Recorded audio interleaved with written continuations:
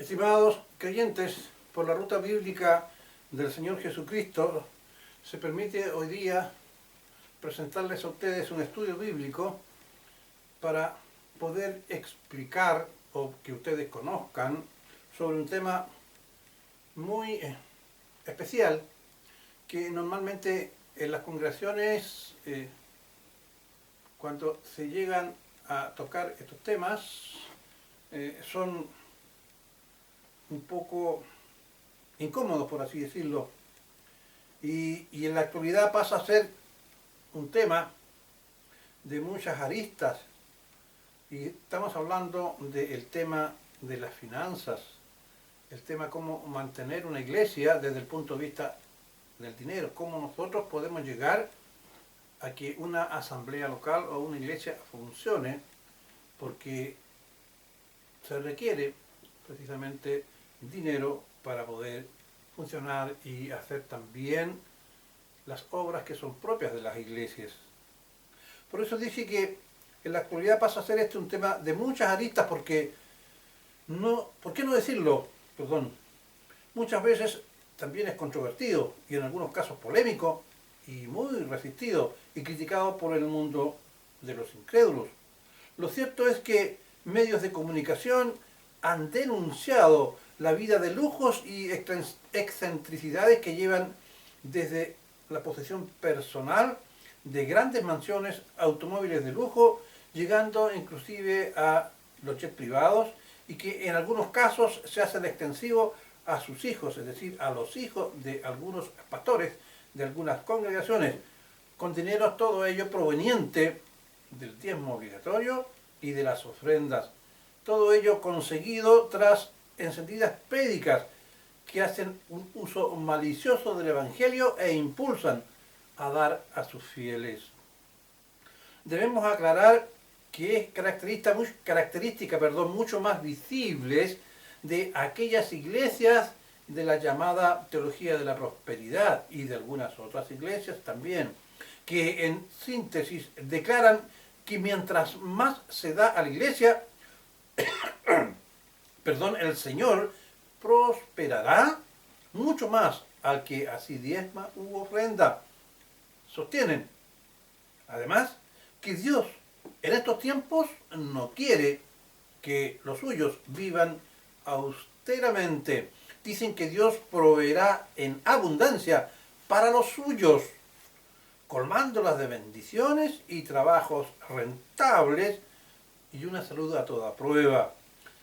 Además, está decir que muchos miembros de la iglesia ven a Dios como un proveedor y se olvidan del propósito de la obra de Cristo, que es llamar pecadores al arrepentimiento por medio de su obra expiatoria en la cruz. De esta manera pervierten el Evangelio.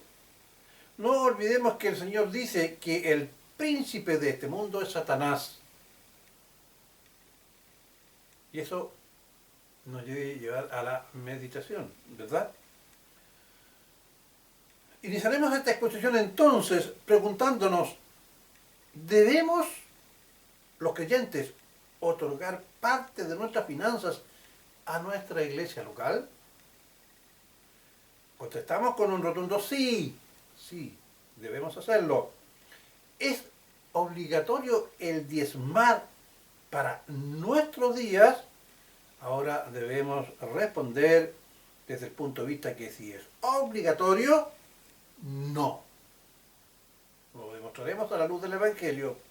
Nótese que aquí solo estamos señalando que no es obligatorio. No que algún creyente, si se lo propone en su corazón el diezmar, no como un acto impuesto u obligatorio, sino que voluntariamente y como metodología para ofrendar, sí puede hacerlo, pero no como un acto forzoso impuesto por una congregación en particular que lo ha establecido como uno de sus basamentos o pilares de su funcionamiento y requisito para ser miembro.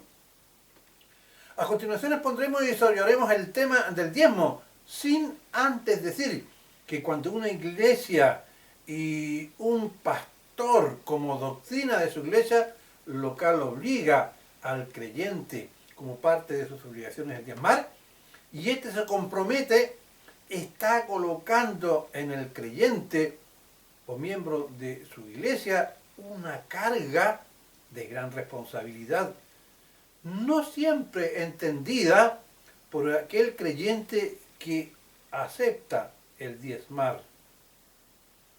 Veamos un ejemplo bíblico en Hechos capítulo 5, Ananías y Zafira, su mujer, con respecto a una promesa económica, por así decirlo, hecha en los tiempos apostólicos. No se trata del diezmo, pero sí se trata de un acto de promesa del Señor de compartir la venta de sus bienes. Los cristianos en esa época o creyentes vivían en comunidad y ellos vendían sus bienes y lo traían a los pies de los apóstoles y los apóstoles repartían el dinero proporcionalmente en aquellos miembros de la iglesia que más lo necesitaba, incluyendo a aquellos que habían vendido. Pues bien, veamos un ejemplo bíblico que en Hechos capítulo 5, Ananías y Zafira, su mujer, la iglesia local en tiempo de los apóstoles vivían comunitariamente, como ya dijimos, sus miembros ofrecían como ofrenda y promesa a Dios para su iglesia local el precio íntegro de la venta de sus bienes. Pues bien, ellos, al vender sus bienes, se dejaron una parte para sí. Ellos sustrajeron parte de la venta y no entregaron todo. Su castigo fue la muerte. Hechos 5, del 3 al 8. Bueno, hoy el Espíritu Santo no castigaría con la muerte en caso así, que usted estuviera mintiendo al diezmar, pero sí estará siendo juzgado por ello, muy seguramente el día cuando estemos en el tribunal de Cristo, porque vamos a ser juzgados por nuestras obras. Los creyentes seremos juzgados por nuestras obras. No se olviden ustedes que Santiago dice que la fe sin obras es una fe muerta. Y por lo tanto, si nosotros como obra de ayuda a la iglesia local decidimos voluntariamente o diezmar o dar ofrenda y no lo hacemos, o asumimos el diezmar como un acto obligatorio y no estamos cumpliendo rigurosamente con el diezmo tal como está entendido hoy día, estamos cometiendo una falta gravísima que en la época de los apóstoles a Zafira y a Ananí le costó justamente la muerte. Veamos entonces cómo fue establecido el diezmo en los tiempos del Antiguo Testamento. Abraham dio una 10ª parte de su botín de guerra a Malquisedec en Génesis 14:20 y Hebreos apela a este relato para respaldar la superioridad del sacerdocio de Malquisedec, que es del Señor Jesucristo, sobre el de Leví en Hebreos 4:10, que es el de los sacerdotes judíos. Los sacerdotes de Leví o levíticos fueron establecidos por el pueblo de Israel una vez que fueron salidos de Egipto, y ellos no se encargaron justamente de la atención del templo. Pero ese sacerdote debía todos los días hacer ofrendas por su pecado y por el del pueblo. Sin embargo, el Evangelio dice que el Señor Jesucristo fue ordenado según el sacerdocio de Malquisedec, y Abraham hizo una ofrenda de diezmo, porque Malquisedec no tenía genealogía y el Señor Jesucristo tampoco la tenía, porque Él es Dios. Dios salió al encuentro de Jacob en Betel y le prometió bendiciones de pacto. El patriarca prometió a Dios una décima parte de todo lo que le fue concedido. Génesis 28-22. Ahora bien, ¿en qué consistía el diezmo? Hoy día se ha traducido exclusivamente en dinero, o sea, la décima parte de las rentas, y entiéndase que aquí se trata de sumar todas las rentas traducidas o convertidas en dinero y dar a la iglesia el 10%, es decir, el sueldo, algún negocio, una herencia, etcétera, algún bono extraordinario, es decir, no dejar nada fuera. En el Antiguo Testamento Dios estableció para los judíos o hebreos, una vez que Moisés los sacó de Egipto, como ya dijimos, una heredad para cada tribu cuando llegaron a su destino, es decir, a las tierras, pero no para a la tribu de Leví, es decir, cuando llegaron se les dieron tierras al resto de las tribus, pero menos a la tribu de Leví. Porque, bueno, establece en Deuteronomio 14:27, pues su función fue la de administrar el cuidado y el servicio del templo, es decir, no tenían heredad y por ello no podían trabajar tierras para vivir. De allí que una décima parte de la semilla, el fruto y las ovejas de Israel eran dadas al Señor y de las cuales los levitas podían hacer uso.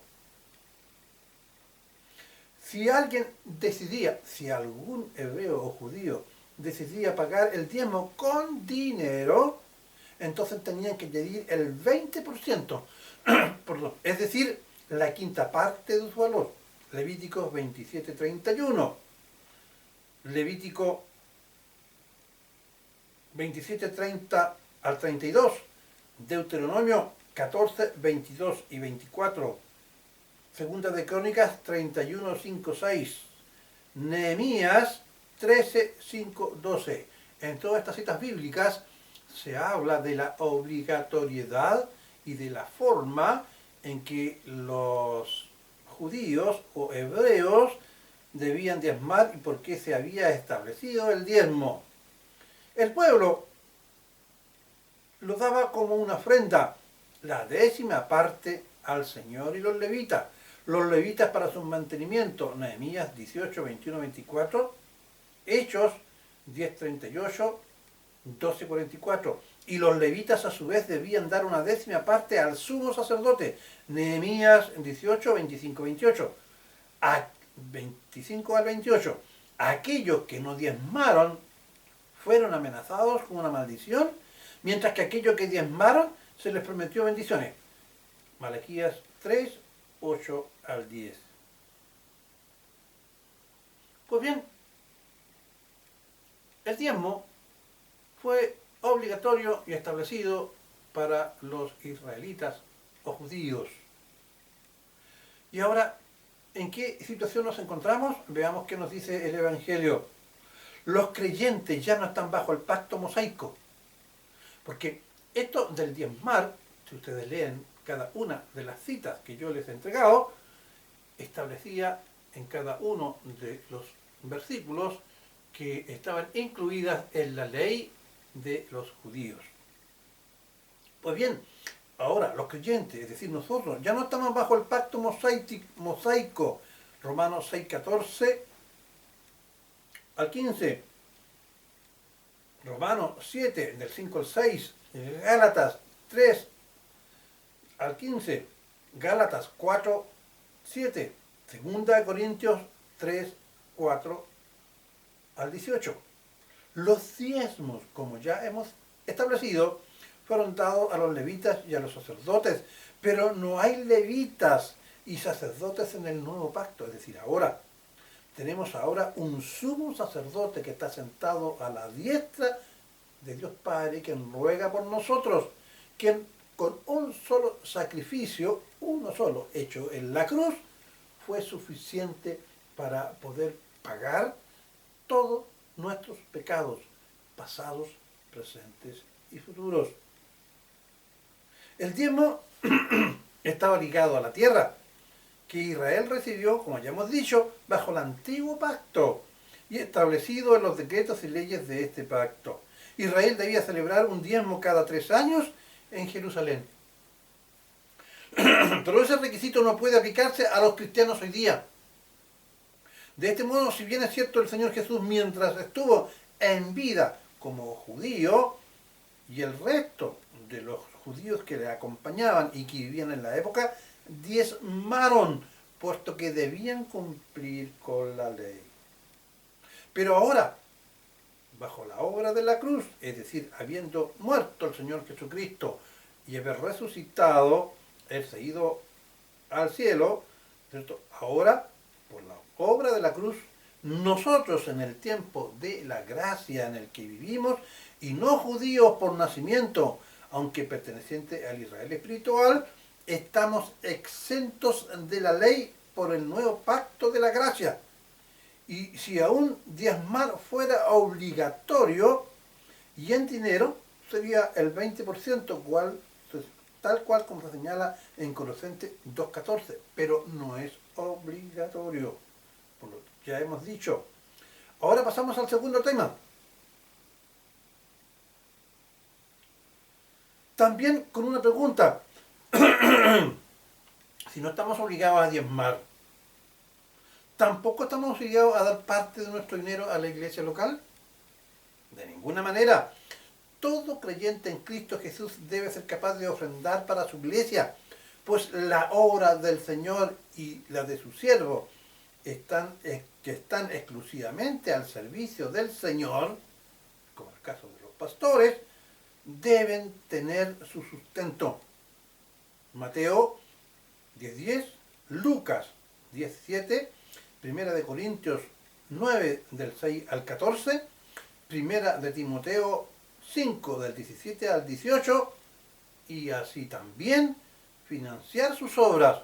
Primera de Timoteo 6:17 al 19, Segunda de Corintios 8:9.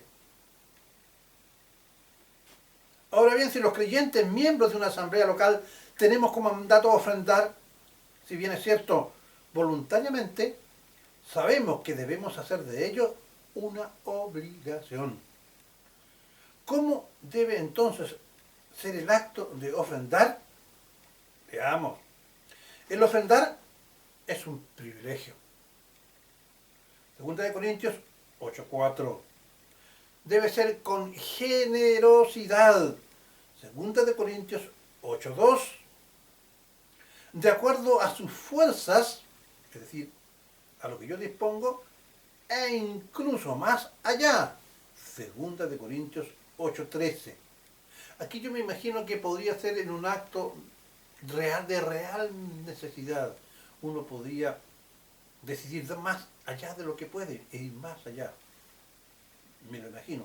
Por último, debo agregar que si bien es cierto, debemos ofrendar con alegría, porque el Señor ama al dador alegre, y ciertamente a la iglesia local y a su obra, más allá incluso de nuestras fuerzas, recordemos el caso de la viuda del ejemplo que dio el Señor Jesús. Ella dio todo lo que poseía, 2 blancas, y estaba bajo la ley. El Señor Jesucristo dio el ejemplo cuando observó y Él estaba presente. Todavía no operaba la gracia.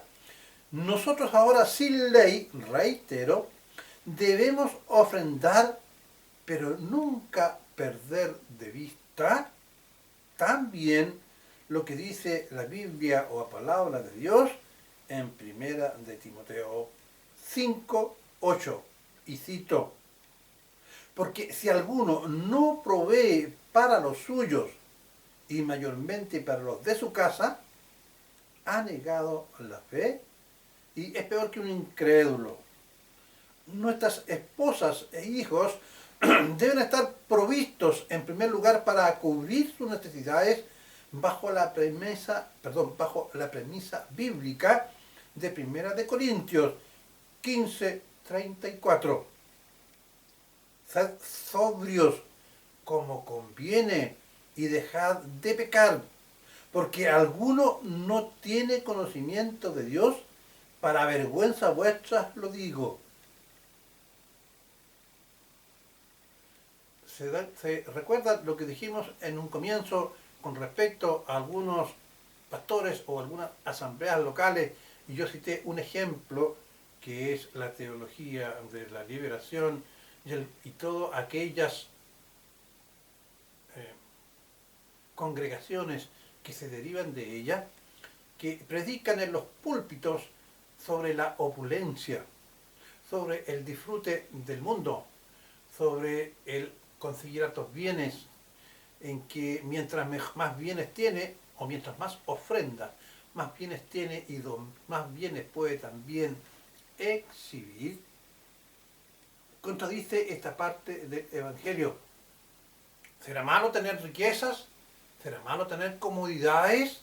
De ninguna manera. Sí es lícito, pero con sobriedad, es decir, adquirir o hacer uso de las bendiciones que el Señor pueda dar a cada uno de nosotros con sobriedad.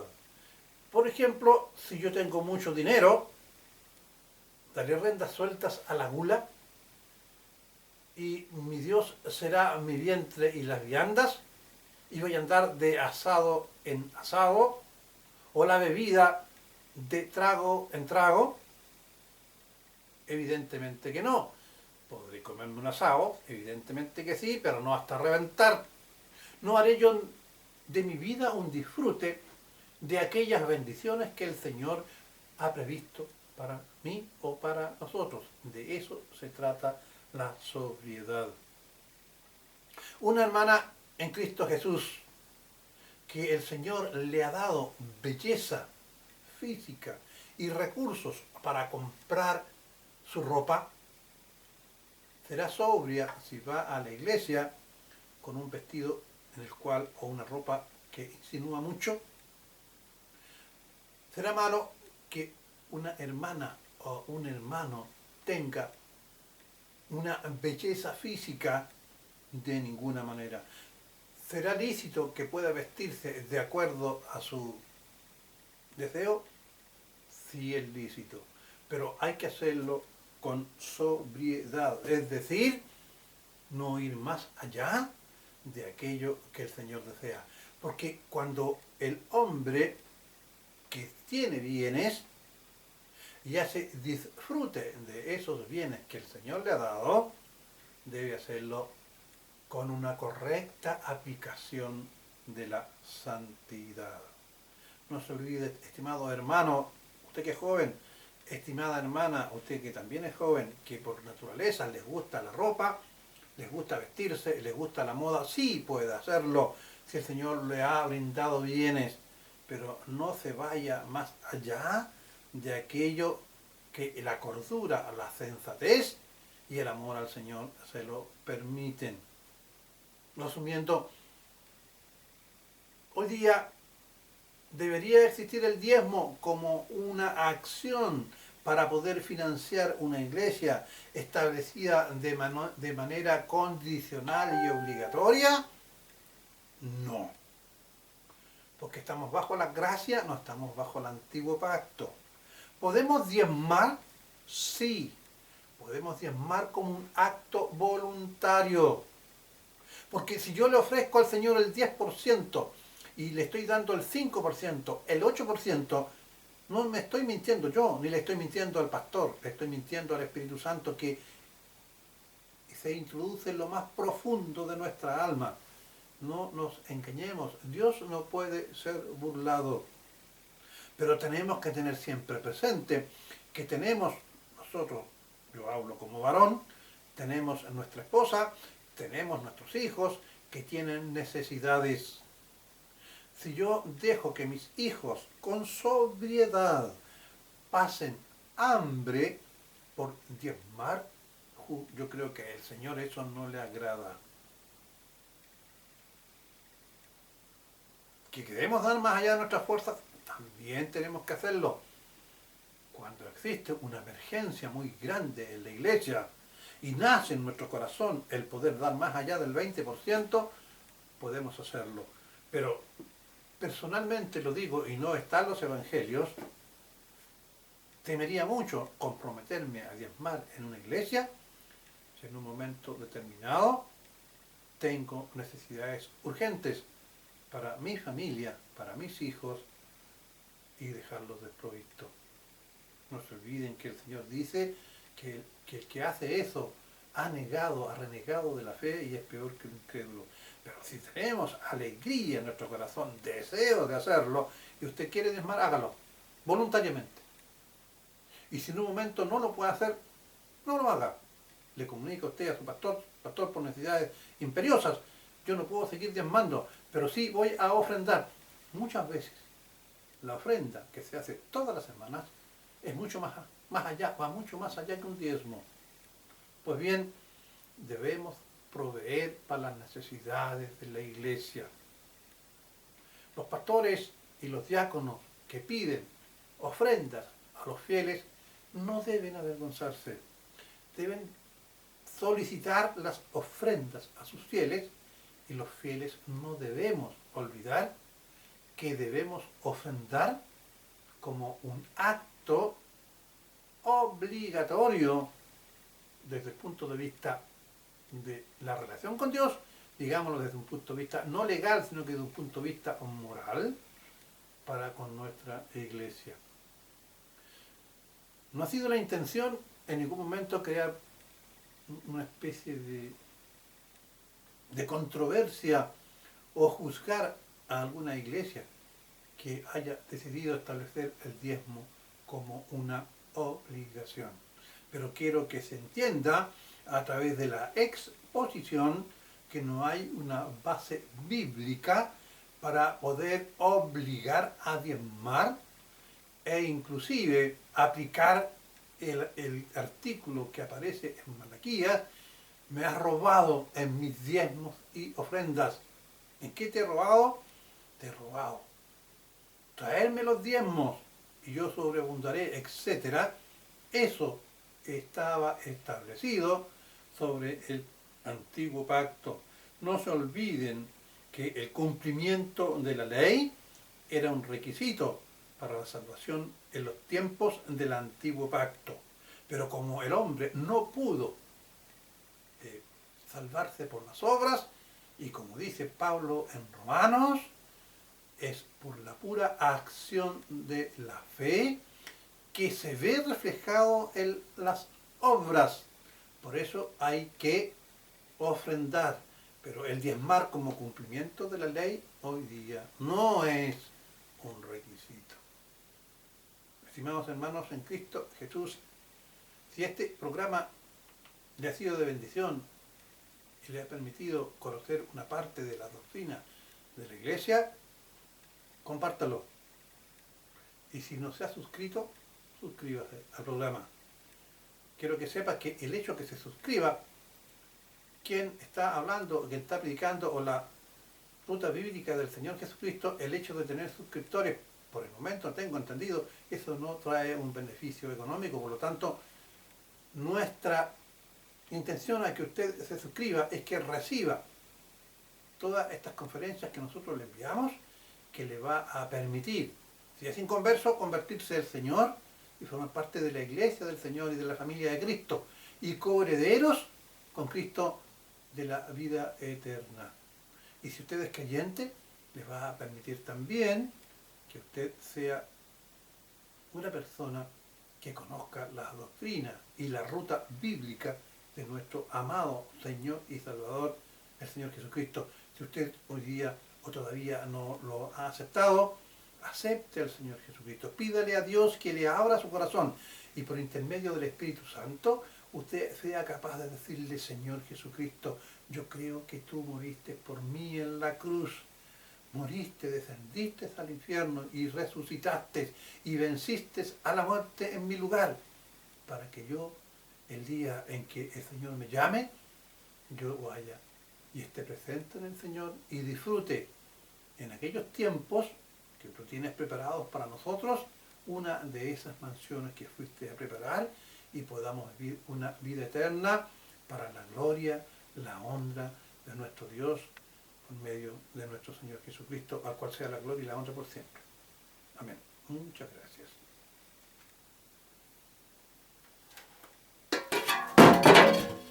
Perdón, accidente.